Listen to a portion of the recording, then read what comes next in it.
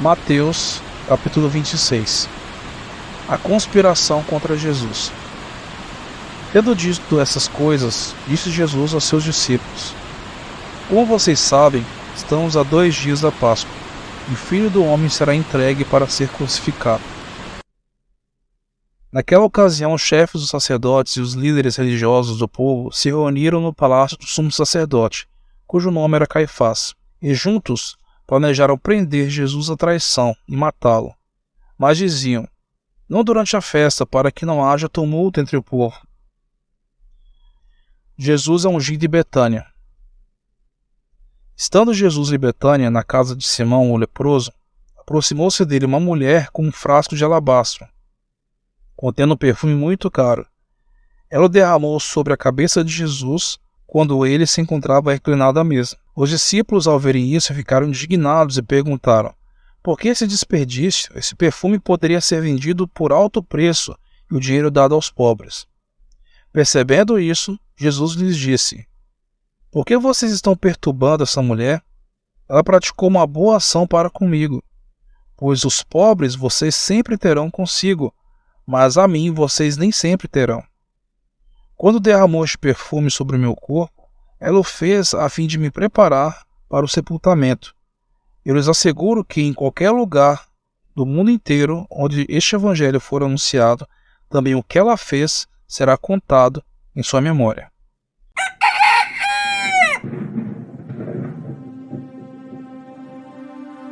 A conspiração. Então, um dos 12, chamado Judas Iscariotes, dirigiu-se aos chefes dos sacerdotes e lhes perguntou: o que me darão se eu o entregar a vocês? E lhe fixaram o preço, 30 moedas de prata. Desse momento em diante, Judas passou a procurar uma oportunidade para entregá-lo. A ceia do Senhor. No primeiro dia da festa dos pães sem fermento, os discípulos dirigiram-se a Jesus e lhe perguntaram: onde queres que preparemos a refeição da Páscoa? Ele respondeu dizendo que entrassem na cidade, procurassem um certo homem e lhe dissessem: o mestre diz, o meu tempo está próximo, vou celebrar a Páscoa com os meus discípulos em sua casa. Os discípulos fizeram como Jesus os havia instruído e prepararam a Páscoa. Ao anoitecer, Jesus estava reclinado à mesa com os 12. E, enquanto estavam comendo, ele disse: digo-lhes, certamente um de vocês me trairá. Eles ficaram muito tristes e começaram a dizer-lhe, um após o outro: com certeza não sou eu, Senhor. Afirmou Jesus: aquele que comeu comigo do mesmo prato há de me trair. O Filho do Homem vai, como está escrito a seu respeito, mas ai daquele que trai o Filho do Homem. Melhor lhe seria não haver nascido. Então Judas, que haveria de traí-lo, disse: com certeza não sou eu, mestre. Jesus afirmou: sim, é você.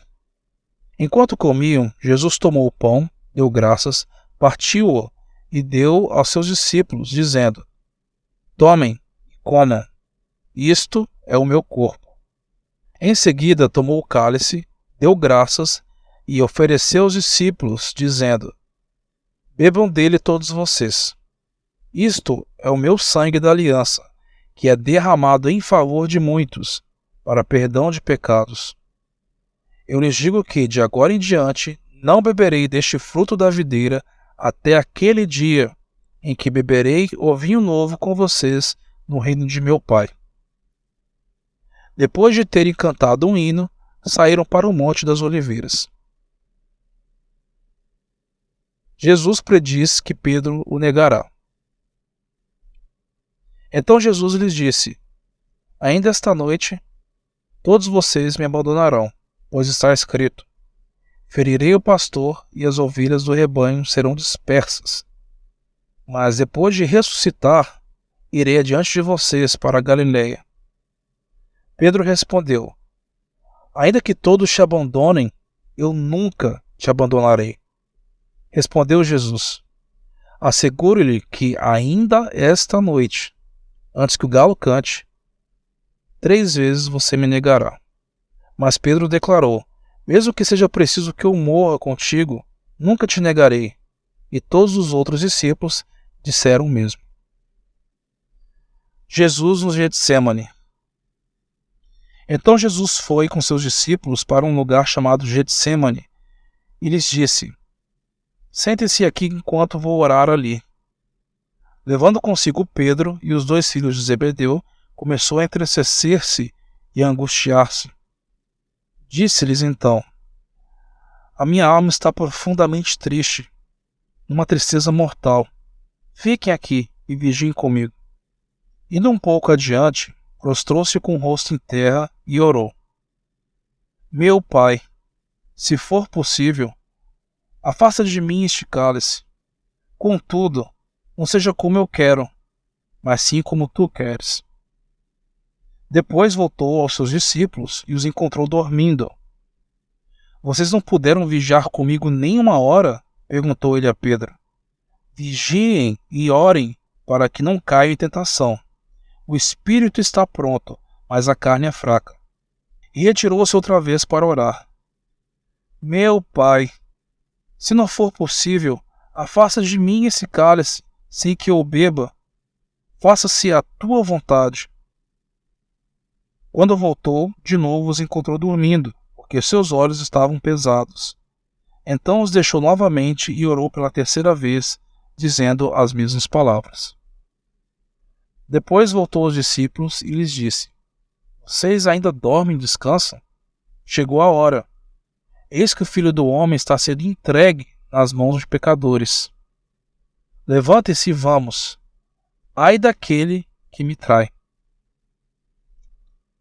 Jesus é preso.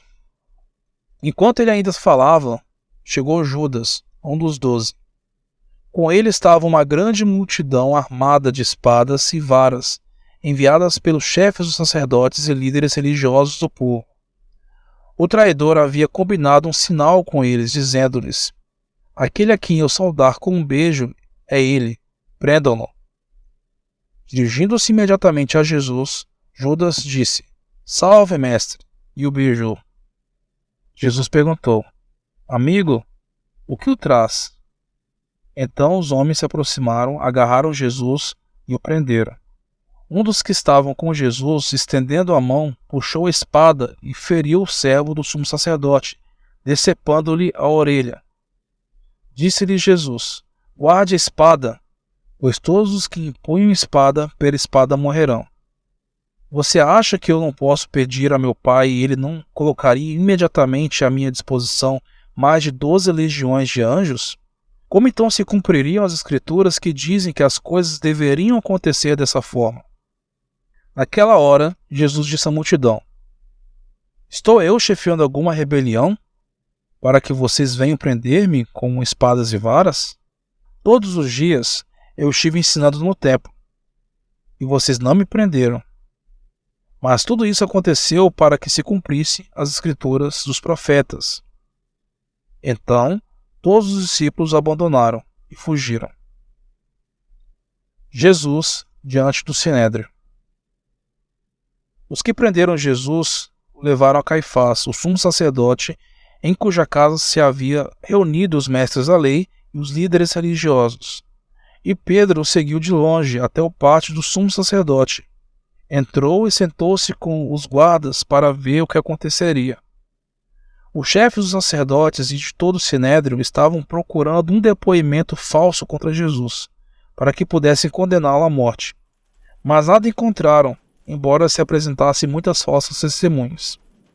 Finalmente se apresentaram 2 que declararam: este homem disse: sou capaz de destruir o santuário de Deus e reconstruí-lo em 3 dias. Então o sumo sacerdote levantou-se e disse a Jesus: você não vai responder à acusação que estes lhe fazem? Mas Jesus permaneceu em silêncio. O sumo sacerdote lhe disse: exijo que você jure pelo Deus vivo. Se você é o Cristo, o Filho de Deus, diga-nos. Tu mesmo o disseste, respondeu Jesus. Mas eu digo a todos vós: Chegará o dia em que vereis o Filho do Homem assentado à direita do Poderoso, vindo sobre as nuvens do céu. Foi quando o sumo sacerdote rasgou as próprias vestes e disse: blasfemou. Por que precisamos de mais testemunhas? Vocês acabaram de ouvir a blasfêmia. O que acham? É réu de morte, responderam eles. Então alguns lhe cuspiram no rosto e lhe deram murros. Outros lhe davam tapas e diziam: profetize-nos, Cristo, quem foi que lhe bateu?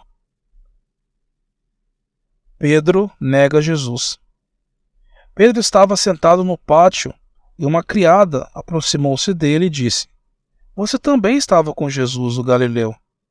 Mas ele o negou diante de todos, dizendo: não sei do que você está falando. Depois saiu em direção à porta. Outra criada o viu e disse aos que estavam ali: este homem estava com Jesus, o Nazareno. E ele, jurando, o negou outra vez: não conheço esse homem. Pouco tempo depois, os que estavam por ali chegaram a Pedro e disseram: certamente você é um deles. O seu modo de falar o denuncia. Aí ele começou a se amaldiçoar e a jurar: não conheço esse homem. Imediatamente um galo cantou. Então Pedro se lembrou da palavra que Jesus tinha dito: antes que o galo cante, você me negará 3 vezes. E saindo dali, chorou amargamente.